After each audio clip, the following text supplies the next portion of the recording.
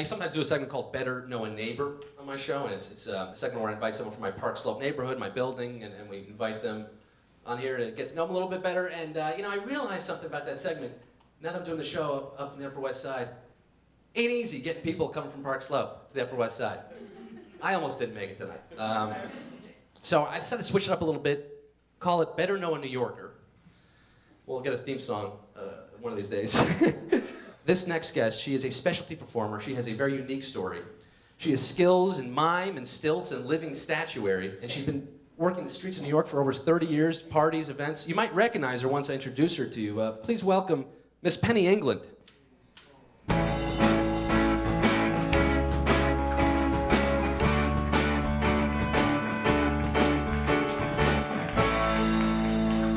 Miss Penny England. Oh my God, you've been here this whole time?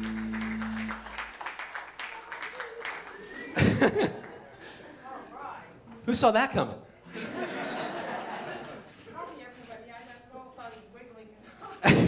Well, that is very difficult, what you're doing there. You just froze for about 15, 20 minutes. That is incredible. You are a living statue. This is what you do. Amongst other things. I met you at a party, I should say. You were posed as Lady Liberty at the time. I walked out of an elevator. You were in the corner. I took you for part of the decor, and I walked by and you scared the hell out of me. Along with everyone else at the party that night. Well, you're cute when you're terrified. Oh, well, thank you. Tell me, Penny, how did you get into this line of work here? This is incredible. Well, I was always kind of a hammy kid and had parents that encouraged my creativity and just started sewing. I was a gymnast and dance major, and I moved to New York in 1980, wanted to be the next Marcel. Just went on from there and learned stilts. And I wish Dad encouraged my creativity a little more. I tried to encourage you to stand still for an hour and a half. That would have been shut up, right? Let's see some of these pictures of your early miming days in New York, because you've been doing this for 30-something years? Yeah, I think, well, I started doing mime when I was 18 as a professional, so next year will be my 40th anniversary of a professional mime. Yeah. Wow. Yeah. Marty, do you have those pictures back there? We just click it forward. There you go. This is early Penny. That's like 1982, where I had my platinum blonde faux hawk. And back then, yeah, it was very bendy. Back then, I had a crew cut. That's how I celebrated the bicentennial. Everybody was having long hair, so I got a crew cut.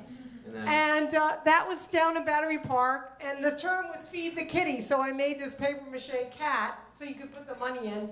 And this was before South Street Seaport. There was nothing down there. And the vendors became my friends, and they would a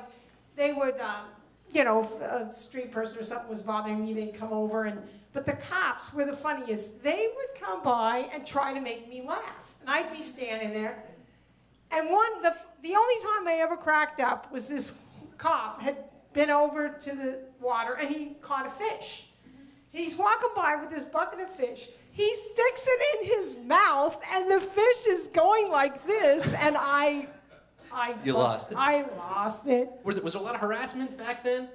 On the not street? so much. The The early 80s, the economy was good. People would put $1. You could buy something with $1 in the 80s. And then, now this is my current work. This is the Statue of Serenity. I have over 100 costumes and about 12 living statues. So you design all these costumes up, which is another incredible part of it. This is Titania, Queen of the Fairies from Midsummer Night's Dream. And you can take the wings off if you don't want the wings. And that's in J.Crew. That was my latest claim to fame. Commercial work out of this. Yeah, they hired me, and we shot it in May, and it was absolutely gorgeous. And cherry blossoms everywhere, but it was back to school, so we couldn't be anywhere near a cherry tree. We had to. That's by Bethesda. And this is Halloween. Yes, I do a mummy, and really, this is Central Park. I scare the hoo-hoo out of people by coming up behind them, touching them on the ear, and they turn around, they see that face, and Yeah, we've got 300 more pictures, so let's go through them quickly. Now, Penny, I have 5 million pictures. You have a lot of pictures. Penny, look, this is some difficult work, right? Your physical endurance, the stand still, what kind of technique goes into that? How do you prepare for that?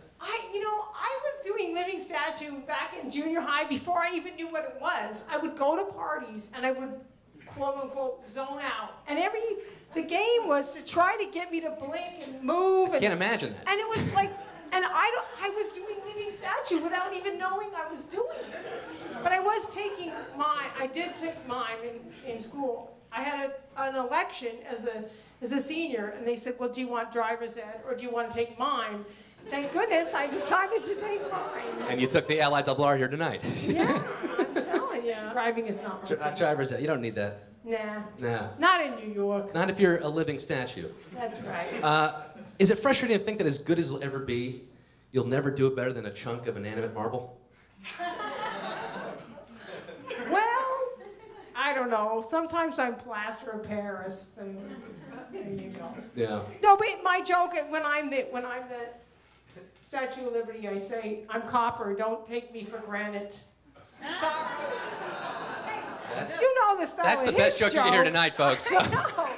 Well, Penny England, it's been a pleasure talking to you and getting to know how these living statues operate. Thank you. I'm sure no one's talked to a living statue before. It's, One more joke for Marty. You know what they say? There's no fool like a gold fool. Sorry, that was bad too. Oh. Penny English is available for parties, bar mitzvahs, corporate gigs. Thank you so much.